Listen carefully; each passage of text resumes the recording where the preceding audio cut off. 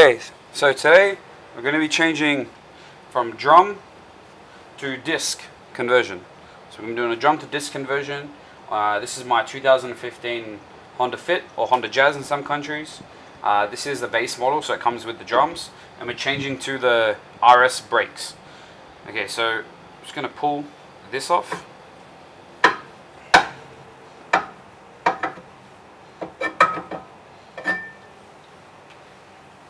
I'm going to try and do this as quick as possible.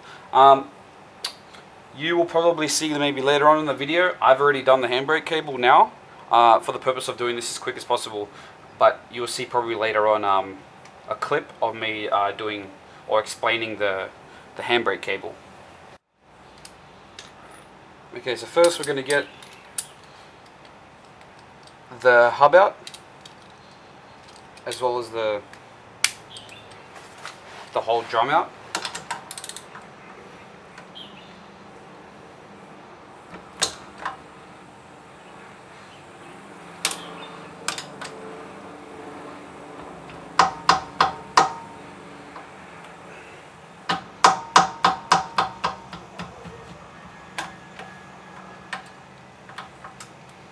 This obviously works a lot better if you have power tools, but I don't have power tools.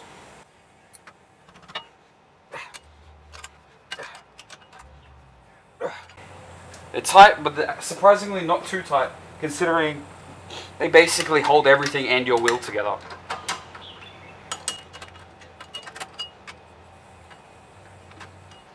Okay, so all the screws are out. You want to put them somewhere safe, because we will be reusing those. This just pops out, and what will be happening from here is there is a speed sensor, so you need to see if I can get the camera in there to show. Okay, so in that hole here, I don't even think I can focus on it. In that hole here, you need to pull through a speed sensor.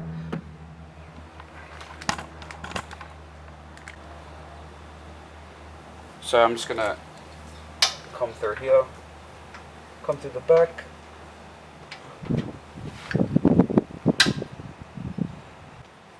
This part is the most difficult because you have to do it with the back of the drum brake on.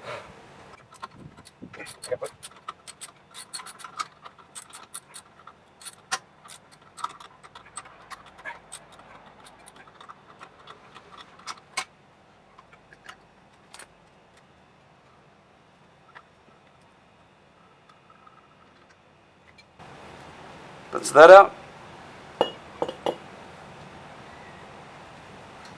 And so I don't lose the screw in there, just gonna take that out, put it here. Okay. Just need to clean my hands.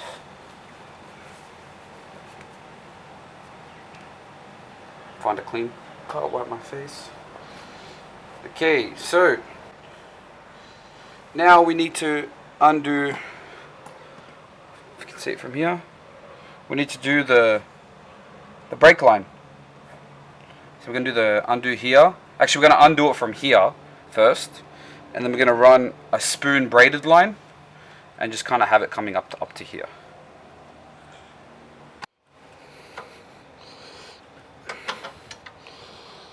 Okay, so I've done this side.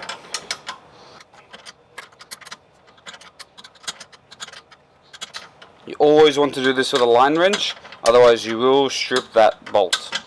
And I can tell you right now, it's a pain in the ass to get a replacement, or to have it repaired, or to have it changed over.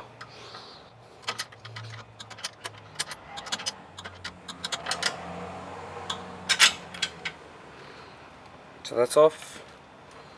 Just gonna put this underneath.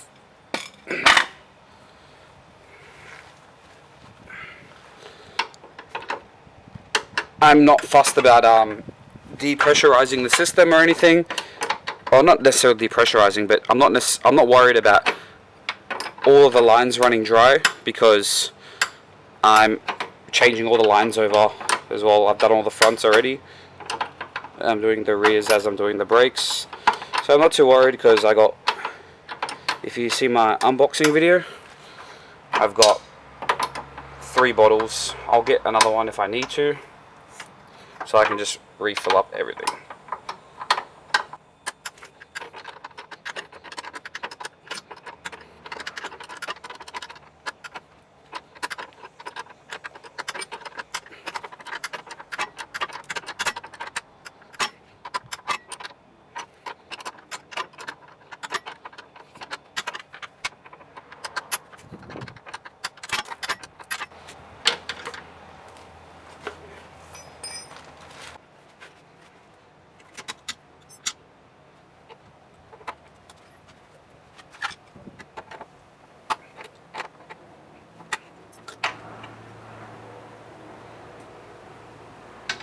That's gone. Okay, what I did wrong was, let me just zoom out and refocus on everything. What I did wrong was I connected this first. I need to run this through here first.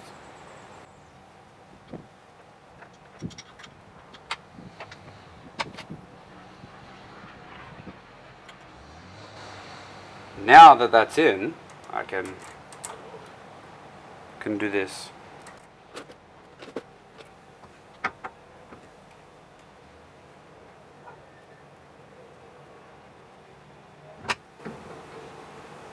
And that's gonna sit like that. But for the purpose of this video, because I've got other stuff to do first, I'm just gonna leave it here, sitting down there like that on the box.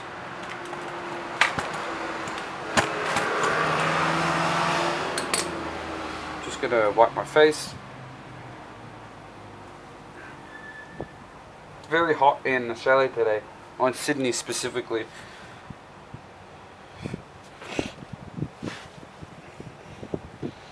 Okay, now what we got to do for here is I'm just gonna quickly clean up this stuff quickly. Okay. I've got these 3 screws. I got this. I have this.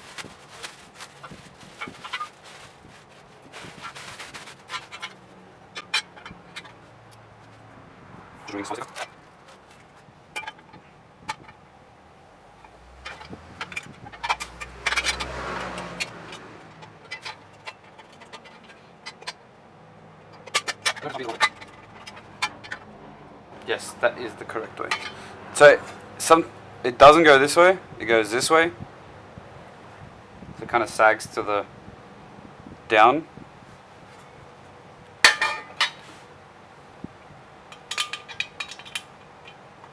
Funny thing is, it's a 50-50 chance to get it right or wrong, but I always get it wrong. Similar to USBs, it's a 50-50 chance to get it right, but I always still get it wrong.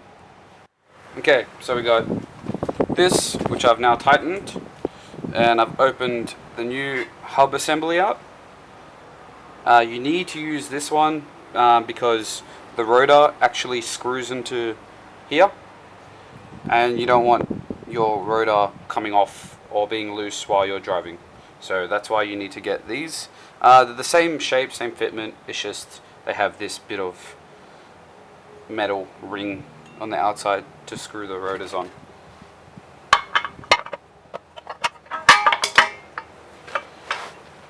So like before, I need to screw the speed sensor back into the back of the bearing.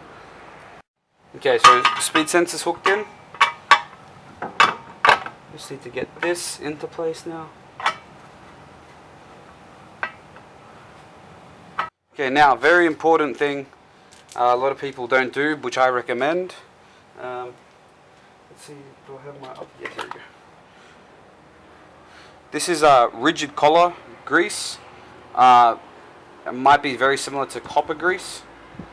not copper grease, but like it's grease. It's like anti-seize. It basically helps your bolts not strip, especially if there's a lot of friction around the area, like brakes, for example, or subframes. Then you would need this. It wouldn't need it, but it would help a lot. I also use it on my studs because again, high pressure, high friction, lots of heat. You don't want these to seize up and strip if you have to change them one day. So basically, I just get like a glob. Probably a bit too much, but better too much than too little.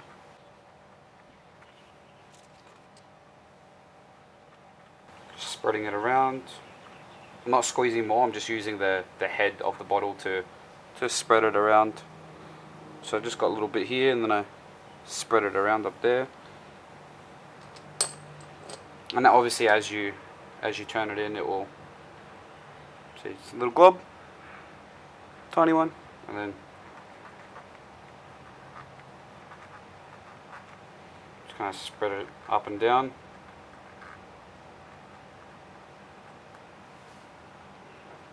And on the last one, same thing.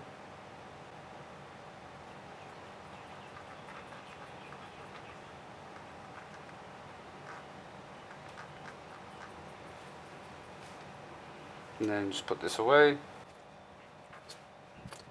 Now this part's a bit tricky.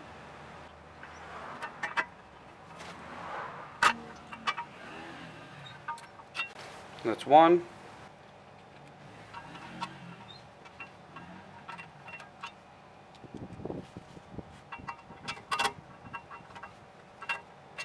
And it's the last one. Okay, so now they're all in, and now I just need to tighten them.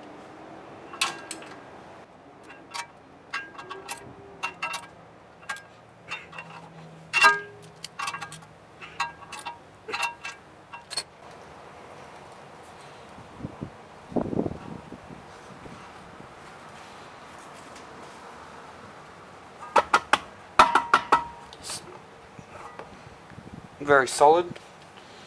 Obviously you want to make sure that it's nice and solid, so you know you're not one day driving and then all of a sudden your wheel goes flying off.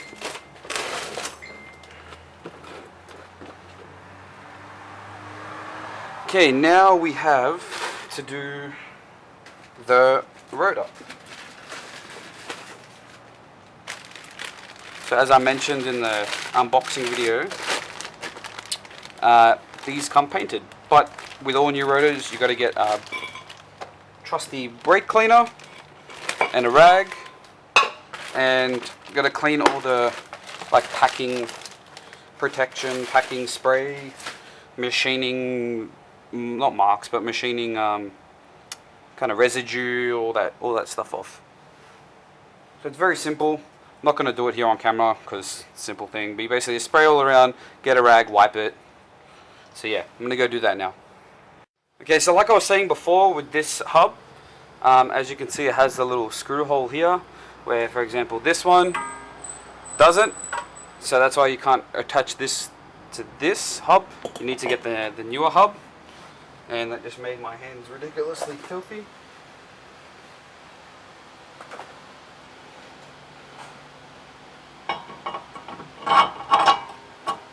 And now we just screw. Yeah, just screw.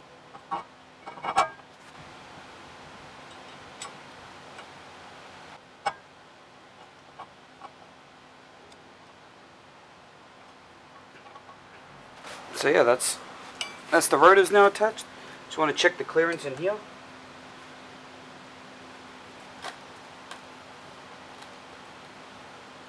Spinning good, spinning great. Let's tighten these as much as I can. Yep. Okay. Now time to do the caliper. And we're going to do the same thing with the grease, with these bolts.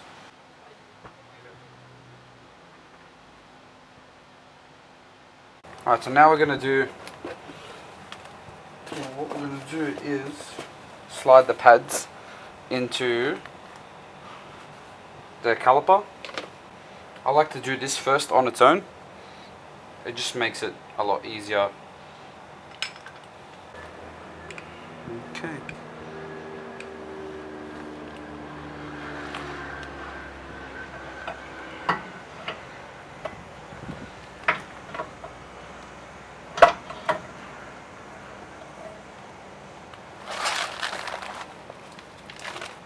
Just gonna line these up in there and just screw them in. Okay, so got the caliper on. Got just feeding the line through. This video will be probably cut and chopped a lot, just mainly because do you really want to watch like a 2-hour video or like a 1-hour video or like a 10-minute video, for example?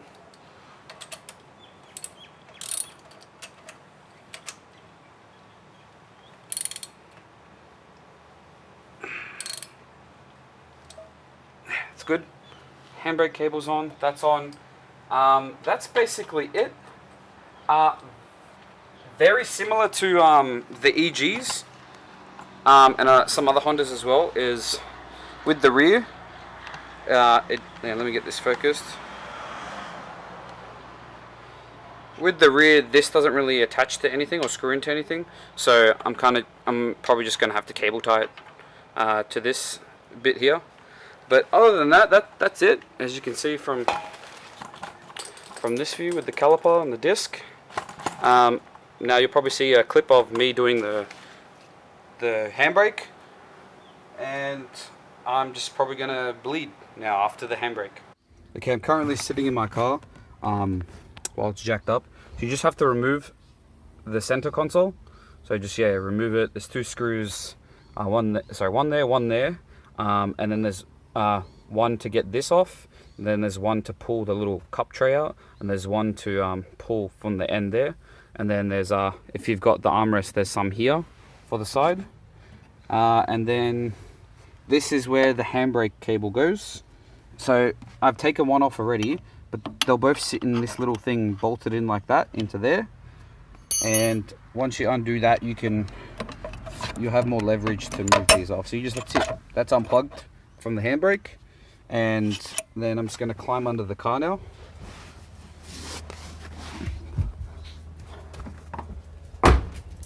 Okay, so obviously you need to get all the plastic off underneath. You don't have to get it all off, but I got it off because I didn't want to bend it or crack it or anything. And as you can see, the one I detached is already there, and the other one, I'll just climb in from this side so you can see better.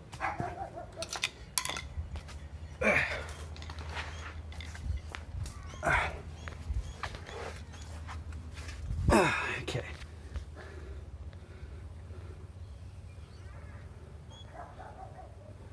So that's the one I've detached. Goes to this side, and the other one I haven't done yet. So you can see the hole. That's where it comes out from. So you basically just need to undo this. There's a little plastic thing there. You need to undo that, and then you can pull it through. And then obviously you got to undo this, and then there's another one like here, and then just run the cable into the caliper. Okay, now we just want to test. So as you can see, there's movement. Now I just want to make sure the handbrake cable.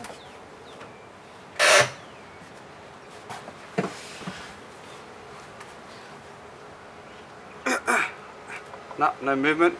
Handbrake cables are working. Sweet. Put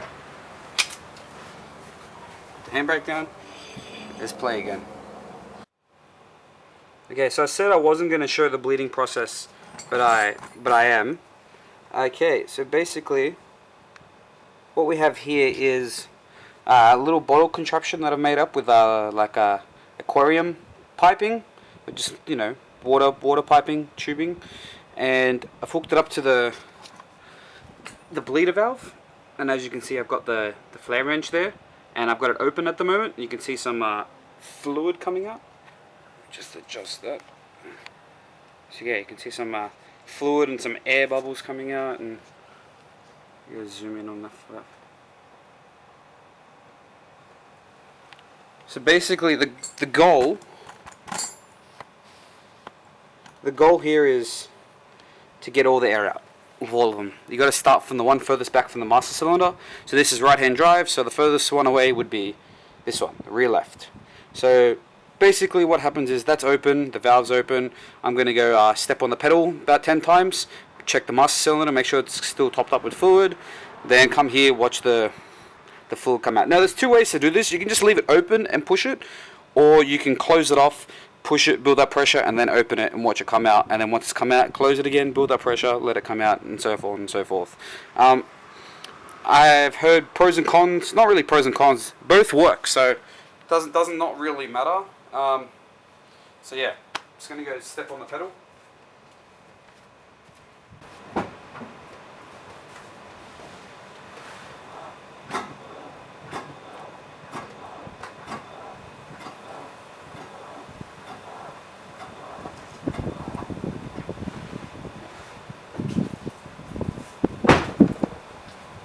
Now I'm just going to top up the master cylinder.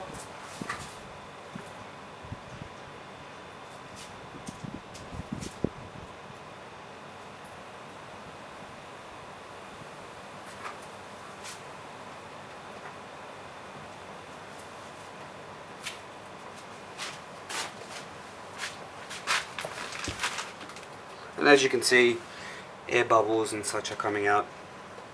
And you basically just keep rinse and repeat, keep doing it until it's a constant stream that looks like this, whatever color your brake fluid is. And yeah, that's it. Once this is done, then you can put the wheels back on and test, make sure everything's working correctly.